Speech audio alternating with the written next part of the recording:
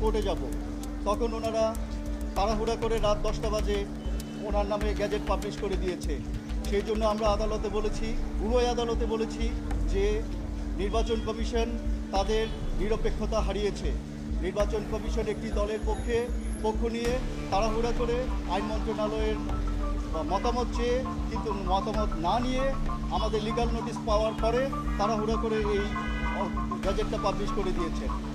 তারপরে মাননীয় আদালত গতকাল আমাদের শুনানি মুলতবি করে ইলেকশন কমিশনকে ডেকেছেন। আজকে ইলেকশন কমিশনের লয়ার এসেছিলেন। ওনাদেরকে প্রথমে আদালত জিজ্ঞেস করেছেন যে আর্টিকেল 118 অফ দ্য কনস্টিটিউশন, আপনাদের যেই সাংবিধানিক দায়িত্ব, আপনাদের যে ইম্পার্শিয়াল দায়িত্ব, নিরপেক্ষ দায়িত্ব, আপনারা সেটা ঠিকমতো পালন করছেন না কেন? এটা তো আমাদের একটা লিটমাস কেস।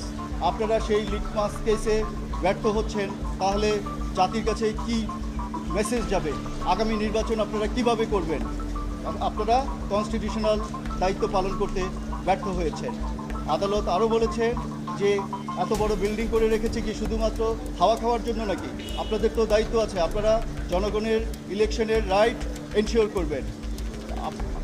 মাননীয় আদালত এরকম অবজারভেশন দিয়ে আজকে মোকদ্দমাটি নিষ্পত্তি করে দিয়েছেন।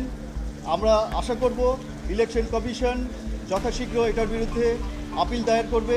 আর যদি ওনারা আপিল দায়ের করতে ব্যর্থ হয় তাহলে আমরা আবার আইনগত ব্যবস্থা নিব ইনশাআল্লাহ।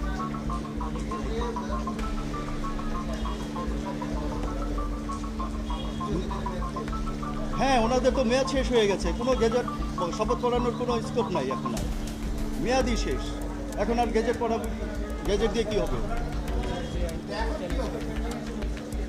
না, মামলা চলমান ছিল। সেই মর্মে আপনাদেরকে আমি একটি উদাহরণ দেই। 1999 সালের যে পার্লামেন্ট ইলেকশন হয়েছিল, সেই ইলেকশনে দেলোয়ার হোসেন সাইদি সাহেব ইলেক্টেড হয়েছিলেন। সেই ইলেকশন রেজাল্ট চ্যালেঞ্জ করে সুধাংশু শেখর হালদার বাবু হাইকোর্টে ইলেকশন পিটিশন ফাইল করেছিলেন। সেই ইলেকশন পিটিশনে হালদার বাবু জয়লাভ করার পরে দেলোয়ার হোসেন সাইদি সাহেব মহামান্য আপিল বিভাগে civil petition for leave to appeal দায়ের করেন। সেই লিভ টু আপিল নিষ্পত্তি হওয়ার আগে সংসদের মেয়াদ শেষ হয়ে যায়। তখন উক্ত মামলাটি মহামান্য আপিল বিভাগ ইনফ্র্যাকচুয়াস বলে খারিজ করে দেন। সুতরাং এইটা ব্যাখ্যা করবার কোনো সুযোগ নেই যে মেয়াদ শেষ হয়ে যাওয়ার পরেও মামলা ছিল বলে উনি আবার করবেন, শপথ দিবেন, এটা না। ওই মামলায় হ্যাঁ উনি আপিল করেছেন।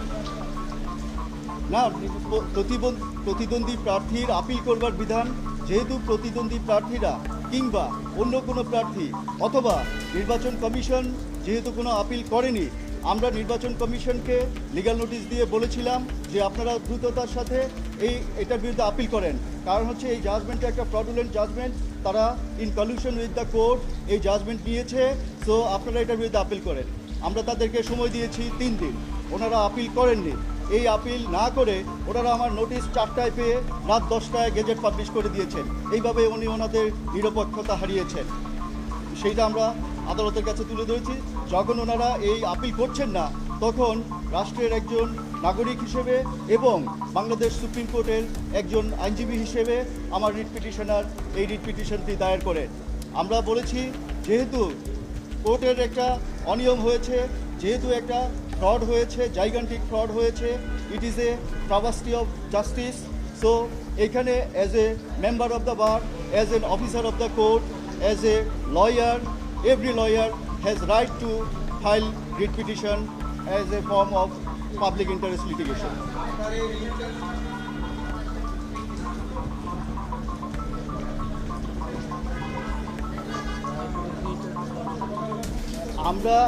আমরা সেই 27 তারিখের গেজেটটাকে চ্যালেঞ্জ করে রিটটা করেছিলাম। রিটটার যখন রিটেও হাইকোর্ট ডিভিশন ইলেকশন কমিশনকে বলেছে, ইঙ্গিত করেছে যে যারা পার্টি ছিল তারা আপিল করতে পারবে। তাদের যদি আপিল করতে হয়, যদি বার বাই লিমিটেশন কোনো রকম থাকে, তাহলে ওই বারটা লিমিটেশনটা কন্ডন করে দিয়ে তাদের আপিল গ্রহণ করতে হবে। সেটা হাইকোর্ট ডিভিশন বলেছে। আর আজকে অ্যাপিলেট ডিভিশন বলে দিল যে আপনাদের সাংবিধানিক যে দায়িত্ব আছে সেই দায়িত্ব আপনারা পালন করবেন। সো হাইকোর্ট ডিভিশন এবং আপিল বিভাগের দুইটা জাজমেন্ট এক করে পড়লে এটাই দাঁড়ায় যে ইলেকশন কমিশনকে আপিল করবার জন্যে ওনারা বলছেন, যেহেতু ইলেকশন কমিশন এতদিন তার দায়িত্ব পালনে ব্যর্থ হয়েছে।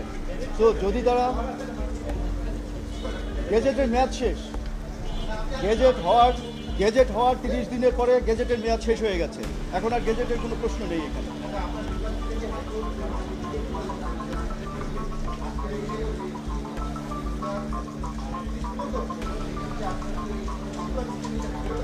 অবশ্যই হাইকোর্ট অ্যাপিলেট ডিভিশন যখন মামলায় দেখে লোকাল স্ট্যান্ডিং নাই, তখন আমার সিপি খারিজ করে দেয়। কিন্তু আজকে আমার সিপি খারিজ করেনি, তারা ডিসপোজ অফ করেছে অবজারভেশন দিয়ে। দ্যাট মিনস আমার লোকাল স্ট্যান্ডিং অ্যাডমিটেড হয়েছে।